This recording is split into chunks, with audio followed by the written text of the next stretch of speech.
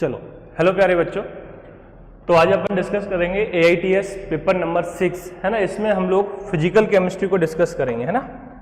तो हमारे पास पहला क्वेश्चन है, suppose the element X, question number 46।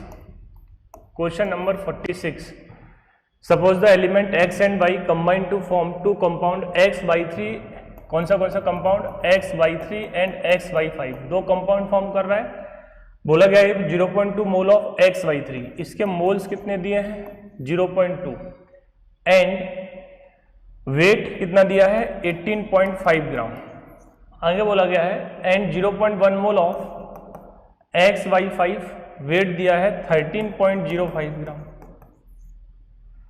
Then atomic weight of X and Y respectively. हमको क्या बताना है? Atomic weight. देखो, इसको क्वेश्चन को करने के दो तरीके। अपन पहले देखते हैं, अपन यहाँ मोल का फॉर्मूला लगाते हैं ना। मोल दिया है तो मोल कितना दिया है पहले केस के लिए? 0.2। और क्या फॉर्मूला होता है? Given mass upon molar mass. और मोलर मास X के लिए X मान लो, Y के लिए Y3Y। यहां से क्या बन गया? 0.2X plus 0.6Y equal to 18.5। अब एक तरीका तो है कि आप इसमें ऑप्शन देखो और जिस ऑप्शन में वैल्यू पुट करने पर LHS बराबर RHS आ जाए वही आंसर। तो फर्स्ट वाले ऑप्शन से अगर अपन वैल्यू पुट करते हैं तो 0.2 इंटू 35.5 प्लस 0.6 इंटू 19 18.5, इसे कैलकुलेट करोगे तो ये कितना आएगा? 0.17 यानी 7.1 और ये कितना आएगा? 11.4।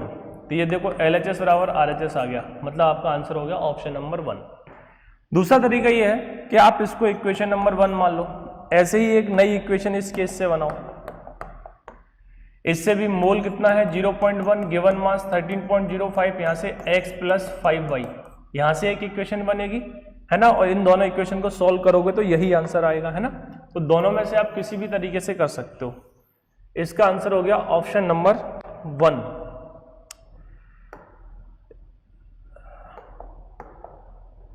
इसका आंसर आ जाएगा ऑप्शन नंबर 1। अब अपन अगले क्वेश्चन को देखते हैं। जो अगला क्वेश्चन है, क्वेश्चन नंबर अपने पास क्या है? 47। 47 में देखो अपन से क्या बोल रहा है? क्वेश्चन नंबर 47, इसमें बोला है find the wavelength of photon emitted during its transition from 4E/3 level to E level. मतलब कहां से पूछ रहा है? 4E/3 से 3E पूछ रहा है। लैम्डा डैश मान लेते हैं।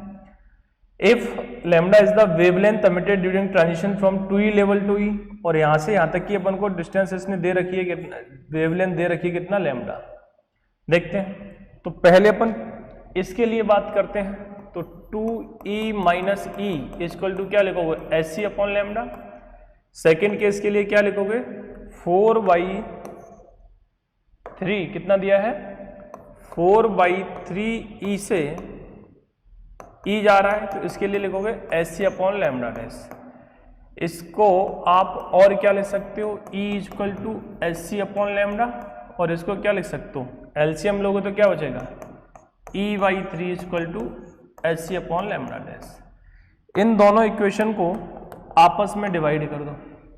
ये इक्वेशन नंबर 1, ये इक्वेशन नंबर 2। तो आप इक्वेशन नंबर 2 को इक्वेशन नंबर 1 से डिवाइड कर दो। तो E/3 1 आ गया और ये डिवाइड में आएगा, मतलब यहीं पे आएगा। और क्या आएगा?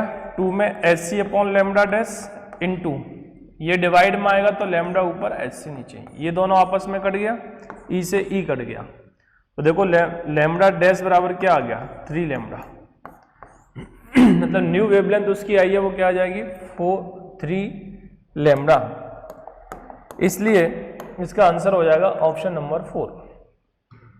अगले क्वेश्चन की बात करते हैं। ये हुआ क्वेश्चन नंबर 47।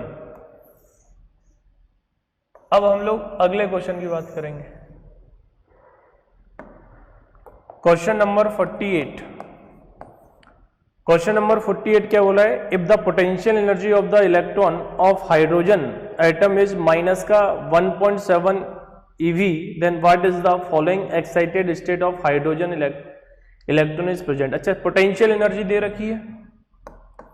पोटेंशियल एनर्जी इसने कितना दे रखी है, माइनस का 1.7 इलेक्ट्रॉन वोल्ट, और टोटल एनर्जी और पोटेंशियल एनर्जी में क्या रिलेशन होता है, पोटेंशियल एनर्जी बाई 2, और ये कितना है 1.7 डिवाइड बाई 2, तो ये कितना आ गया 0.85 है ना, 16 जाएगा 1 बचेगा 5, 0.85, ये क्या आ गया टोटल एनर्जी आ गई अपने पास, क्या आ गई टोटल एनर्जी, और हमको क्या निकालनी है, एन की वैल्यू निकालनी है ना, फॉलोइंग एक्साइटेड स्टेट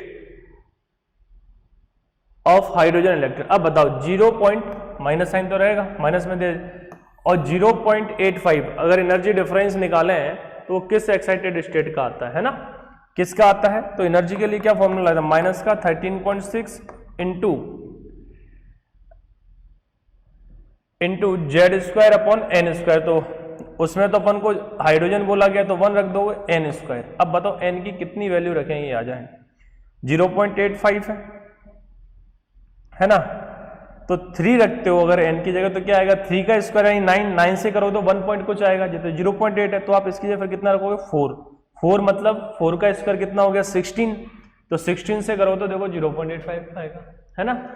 इसका मतलब n की वैल्यू 4 है और हमसे पूछा गया एक्साइटेड स्टेट, है ना, एक्साइटेड स्टेट बताना है, तो n की वैल्यू 4 होने के लिए कौन सी एक्साइटेड स्टेट होगी 3, इसलिए इसका आंसर हो जाएगा कौन सा, ऑप्शन नंबर 3। आंसर कौन सा हो जाएगा इसका, सॉरी ऑप्शन नंबर 4, कौन सा हो जाएगा, ऑप्शन नंबर 4। अगले क्वेश्चन पे आते हैं, फिजिकल 9, आगे बढ़ते हैं।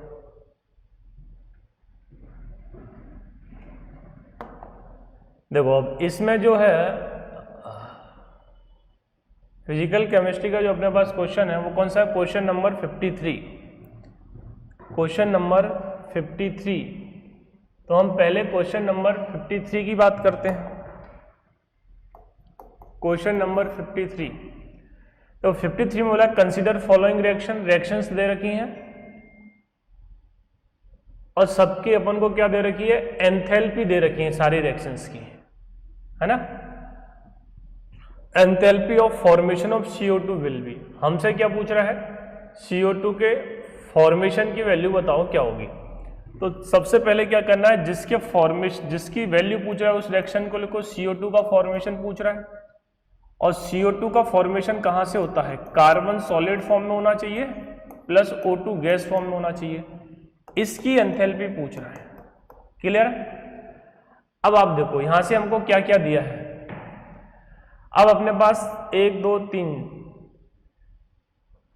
4 रिएक्शन दे रखी है, कितनी रिएक्शन दे रखी है 4, और हमको इन 4 रिएक्शंस को ऐसे अरेंज करना है कि ये वाली रिएक्शन आ जाए। तो सबसे पहले देखो कार्बन सॉलिड अपन को चाहिए, वो कहाँ है, देखो इन 2 रिएक्शंस में सॉलिड लिखो या ग्रेफाइट लिखो एक ही बात है, किन में, इन 2 रिएक्शन में। कंसिडर द फॉलोइंग रिएक्शन, इसका डेल्टा एस दिया है, O2 CO2 तो दे रखा है, graphite solid plus O2 CO2 minus B, है ना, इसका भी दे रखा है प्लस H2O माइनस C, इसका भी दे रखा है C, ठीक। हमसे पूछ क्या रहा है, एंथैल्पी ऑफ फॉर्मेशन सीड। देखो ये डायरेक्ट मिल गया अपन को, यहाँ देखो ग्रेफाइट प्लस O2 CO2, ये है तो क्या कंबशन, क्या है कंबशन, है ना, लेकिन इसके लिए कंबशन और फॉर्मेशन दोनों क्या है, एक ही बात है। तो मतलब जो इसकी वैल्यू है वही वैल्यू किसकी हो जाएगी, फॉर्मेशन की CO2 का, और वो कहाँ दिया है, ऑप्शन नंबर 2 में, है ना। तो इसका जो आंसर है क्वेश्चन नंबर 53 का वो क्या हो जाएगा, ऑप्शन नंबर 2। लो देखो इस क्वेश्चन में अपन को कुछ भी करना ही नहीं पड़ा, इस क्वेश्चन में कुछ भी करना ही नहीं पड़ा, डायरेक्ट देखो ये भी तो फॉर्मेशन ही है, जब ये फॉर्मेशन है तो इसका आंसर क्या हो जाएगा, ऑप्शन नंबर 2 हो जाएगा, क्लियर है, क्या हो जाएगा 53 का ऑप्शन नंबर 2। अगले क्वेश्चन पे बढ़ते हैं अपन, है ना, अगले क्वेश्चन की बात करते हैं, क्वेश्चन नंबर 54। चलो इसमें तो कुछ करना ही नहीं है, option number 2। Question number 54, question number 54 पे आते हैं। 54 में बोल रहा है change in internal energy if delta U of heat is given to the system, यानी सिस्टम को हीट दी गई तो ये पॉजिटिव होगा। आगे बोला गया at constant pressure and 30 joule of work is done by the system, और वर्क सिस्टम के द्वारा किया गया है तो माइनस में लेंगे इसको, है ना, जब सिस्टम वर्क करता है तो चेंज इन इंटरनल एनर्जी पूछ रहा है तो डेल्टा यू इक्वल टू क्या होगा, क्यू प्लस डब्ल्यू, और यहाँ क्यू आपको दिया है 100, दे दिया माइनस 30, तो चेंज इन इंटरनल एनर्जी कितना आ गया 70, और 70 कहाँ दिया है, ऑप्शन नंबर 4 में, इसलिए इस क्वेश्चन का आंसर हो जाएगा ऑप्शन नंबर 4। क्लियर, इस क्वेश्चन का आंसर हो जाएगा ऑप्शन नंबर 4। अगले क्वेश्चन पे आते हैं, क्वेश्चन नंबर 55। क्वेश्चन नंबर 55, इसमें बोला था work done during the expansion of a gas from a volume of 2 litre to 6 litre against a constant external pressure. तो देखो वर्क निकालना है, क्या फॉर्मूला होगा, माइनस का P external V2 minus V1, और P कितना दिया है आपको 5 ATM, ये 6 माइनस 2 मतलब ये कितना हो गया 5 इंटू 4 मतलब कितना हो गया 20 माइनस का, है ना, 20 लीटर ATM। तो ये कहाँ दिया है, ऑप्शन नंबर 3 में, इसलिए इस क्वेश्चन का आंसर हो जाएगा option number 3।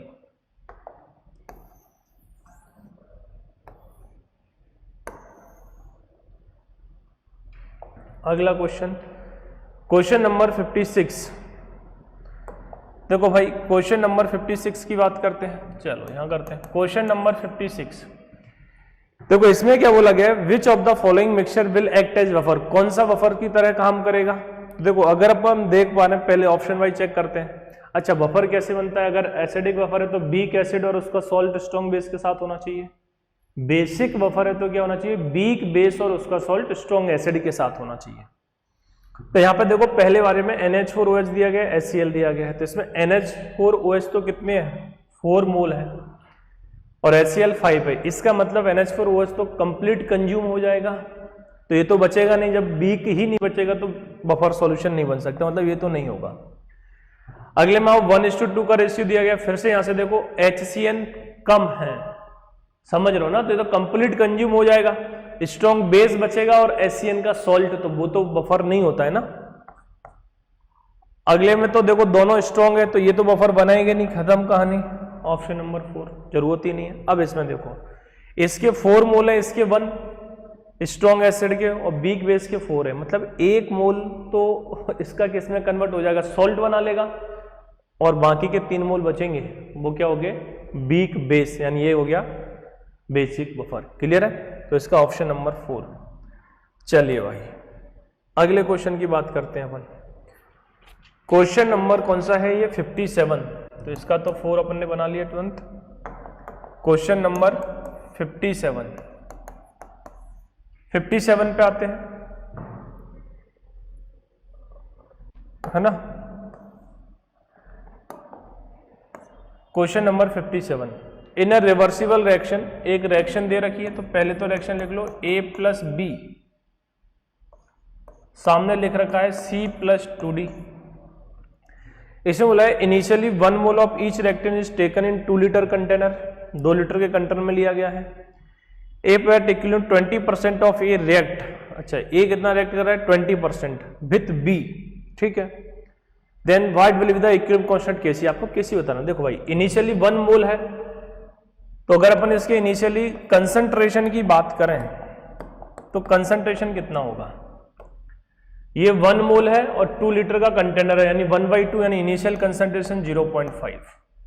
Initially 1 mole of each बोला गया, मतलब ये भी 0.5, और इसमें से इक्विलिब्रियम पे डिसोशिएट कितना हो रहा है 20%, तो 20% डिसोशिएट हो रहा है, तो 0.5 का 20% कितना होगा, 0.5 का 20% कितना होगा 0.1, 0.5 इंटू 20/100 करोगे तो 0.1, इसका मतलब इस 0.5 से -0.1, इससे भी 0.5 माइनस 0.1, यहाँ भी कितना बनेगा 0.1, और यहाँ 2 कोफिशिएंट तो कितना बनेगा 0.2। बस आप इसके लिए Kc निकाल लो।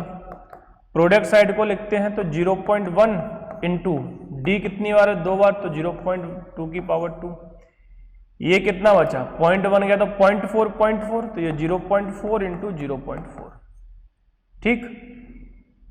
अच्छा इसी को मैं 2 बार लिख देता हूं तो कैलकुलेशन यहीं कर लोगे, स्क्वायर को 2 बार लिख सकते हो ना, ये स्क्वायर होगा 2 बार, तो इससे क्या होगा, ये 2 पॉइंट से ये 2 पॉइंट हटा दिए, तो 2 से काटा तो ये 2, 2 से काटा तो ये 2, यानी ये कितना आ गया 0.1/4, कितना आ गया 0.1/4, या 1/40 बोल सकते हो, क्या बोल सकते हो 1/40, और 1/40 का मतलब क्या होता है 0.021, क्या होता है 0.021, तो इसलिए इसका आंसर क्या हो जाएगा 0.021।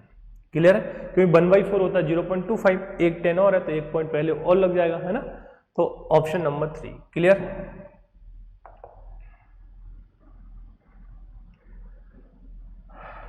अच्छा, अगला क्वेश्चन है क्वेश्चन नंबर 58।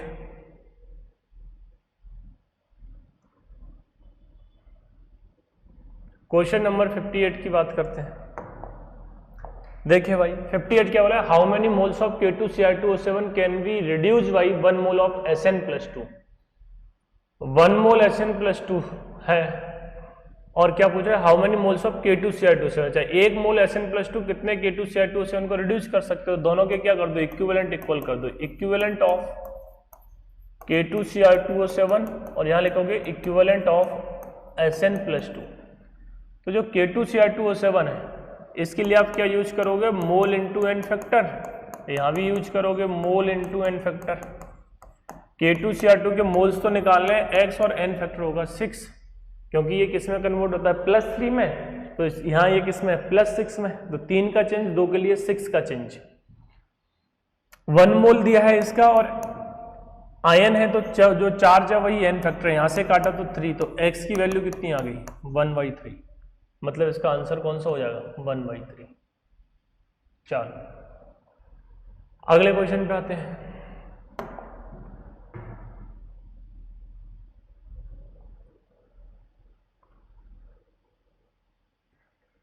इसमें कोई नहीं, और ये देखो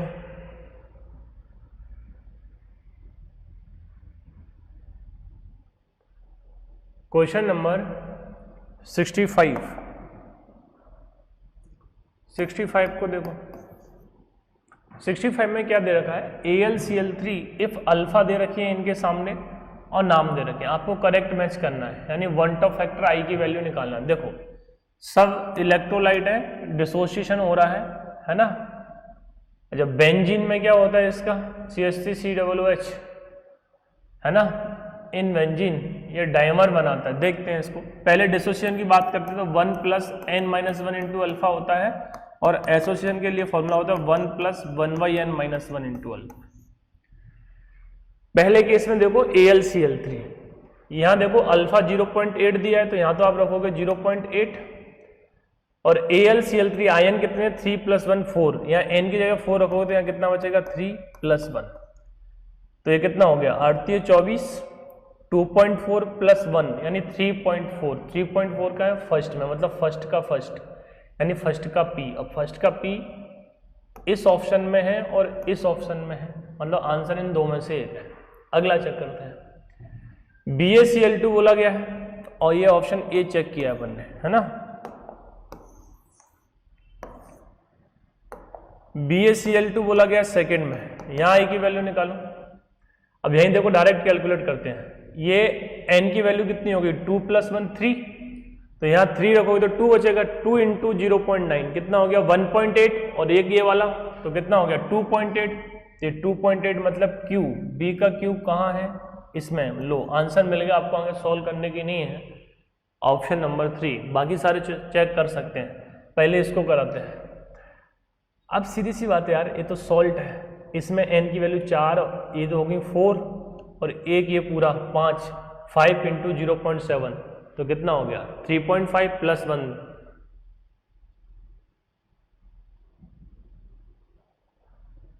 हाँ कितना हो गया 4 + 1 5, तो n की वैल्यू 5 है तो कितना बचा 4, 4 × 0.7 कितना हो गया 2.8, है ना, +1 और बचा तो कितना हो गया 3.8, मतलब सी D का कौन सा है R, देखो इसमें D का R, तो ये बचा S, खत्म। यहाँ आपको लगाना पड़ेगा 1/n वाला फॉर्मूला, कौन सा लगाना पड़ेगा 1/n, ये वाला फॉर्मूला। चलो अगले पे आते हैं, क्वेश्चन नंबर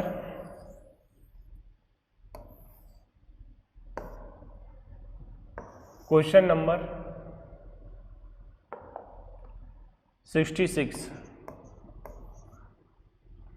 इसमें देखो 8% sucrose weight by volume is isotonic with 5% non volatile solid solution at 27 degree Celsius 27 degree Celsius calculate molar mass of solute. सबसे पहले आइसोटोनिक बोला गया है, मतलब ऑस्मोटिक प्रेशर सेम है ना। तो मतलब ऑस्मोटिक प्रेशर सेम में मतलब सुक्रोज का अपन पाई1 इसका पाई2 मान लेते हैं नॉन वोलेटाइल का, और ऑस्मोटिक प्रेशर का फॉर्मूला क्या होता है, pi equal to CRT। Osmotic pressure formula क्या आता है, पाई इक्वल टू CRT। तो T कांस्टेंट, R कांस्टेंट, मतलब किस पे डिपेंड करेगा, कंसंट्रेशन, और कंसंट्रेशन क्या होता है, मोलारिटी। लेकिन यहाँ वेट बाई वॉल्यूम दिया है ना। जब वेट बाई वॉल्यूम दिया है तो उसको मोलारिटी में कन्वर्ट करना पड़ेगा। वेट बाई वॉल्यूम से मोलारिटी में जाते हैं तो क्या फॉर्मूला होता है, 10 into percentage wait by volume divide by molar mass of solute. Same formula दोनों साइड लगाओगे, 10 into percentage wait by volume divide by molar mass of solute. 10 तो 10 चला गया, ये दिया है 8% और ये दिया है 5%। ठीक है, इसका मोलर मास 180 और इसका मोलर मास आपको निकालना है। क्लियर? ठीक, अब यहां से देखो, इसको 4 से काटा तो 2 और इसको 4 से काटो 45 है ना। कितना आ गया, 45। अब मोलर मास निकालना है तो कितना हो गया, 45 इंटू 5 डिवाइड बाई 2। क्लियर है? इससे काटा तो कितना हो गया, 2.5। यहां से काटो, 25 पंजे 125, 12, 25 चौक 100 और 12 112। पॉइंट लगा है, पॉइंट लगा दिया।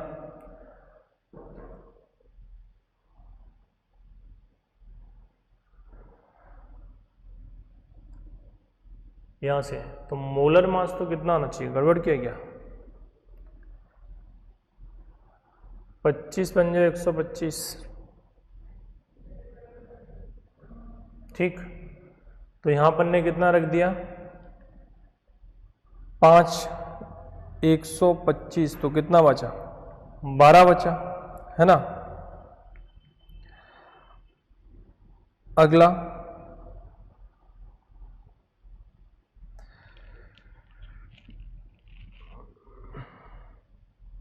अच्छा, मोलर मास गलत ले लियो। ये मोलर मास जो है ये कितना होगा, 342। कितना है ये, 342 है ना।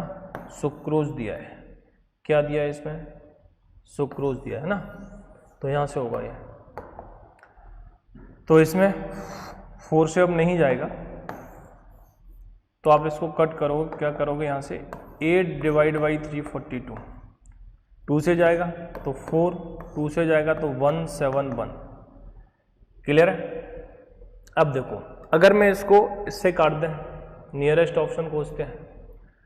अगर आप इसको 4 से काटोगे तो 1 पॉइंट कुछ आएगा, 4 से काटोगे तो 1 पॉइंट कुछ आएगा, और 1.1 से बड़ी वैल्यू आ रही है इस केस में, कितना आ रहा है, 1 से बड़ी वैल्यू आ रही है, 1 से बड़ी आ रही है, मतलब ये आंसर 171 से ज्यादा है। चलो करके ही देखते हैं। तो यहां से मोलर मास है वो कितना हो गया, 171 इंटू 5 डिवाइड बाई 4।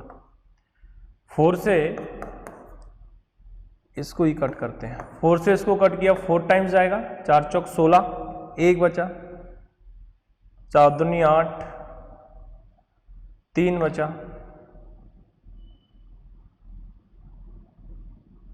फिर 7 जाएगा, फिर 5 जाएगा, है ना। अब इंटू 5 करो तो 0, 5, कितना बचेगा यहाँ से, 5 इंटू 5 कितना हो गया, 5 हो गया, 5 हो गया। ये 35 प्लस 2 37, 3 हो गया, 10, 3 13, 1 हो गया, 20 और 2 21, मतलब 213.75। तो इसका आंसर जो है वो कौन सा हो जाएगा, ऑप्शन नंबर 2 है ना, option number 2।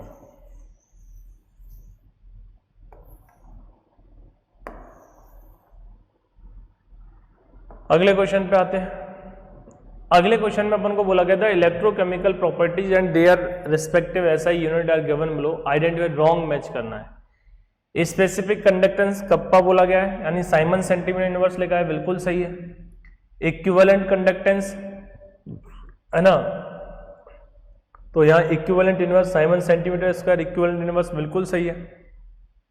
Molar conductance Simon centimetre square mole inverse बिल्कुल सही है।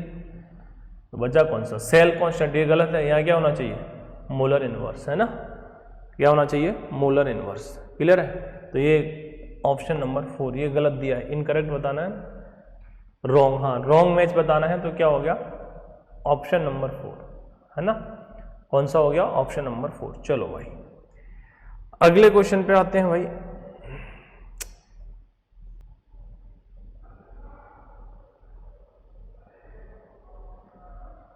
Question number 71,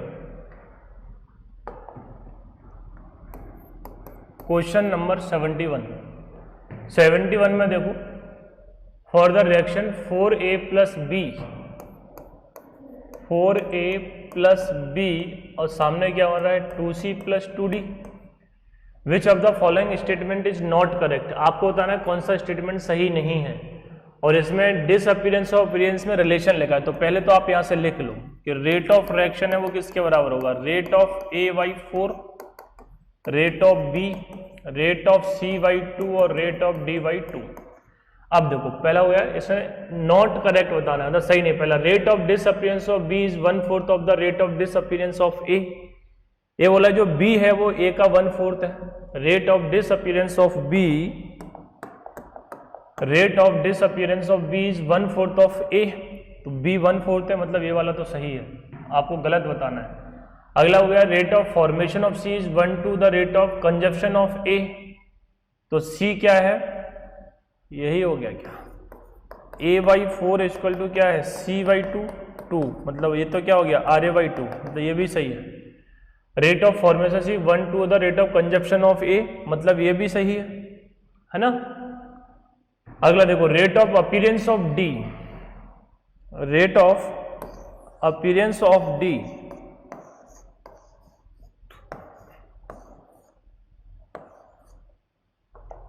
rate of appearance of d is 1/2 of the rate of appearance of d। ये बोला rate of appearance of d जो है 1/2 है rate of disappearance of b। देखो सही है, 1/2 है ये, इसका नहीं उल्टा है। Rate of appearance of D के बारे में पूछ रहा है, तो डी तो क्या है 2 टाइम्स है ना बी के, मतलब यही आपका आंसर हो गया। लास्ट भी चेक करते हैं, rate of formation of C and D are equal, दोनों कोएफिशिएंट सेम है, तो सी और डी तो क्या इक्वल, तो आंसर हो गया ऑप्शन नंबर 3। अगला क्वेश्चन देखते हैं, इसमें कौन सा दिया है, इसमें कोई नहीं है, इधर कोई है, इधर भी कोई नहीं है, इधर कोई है, इधर भी कोई नहीं है, चलो कोई नहीं है।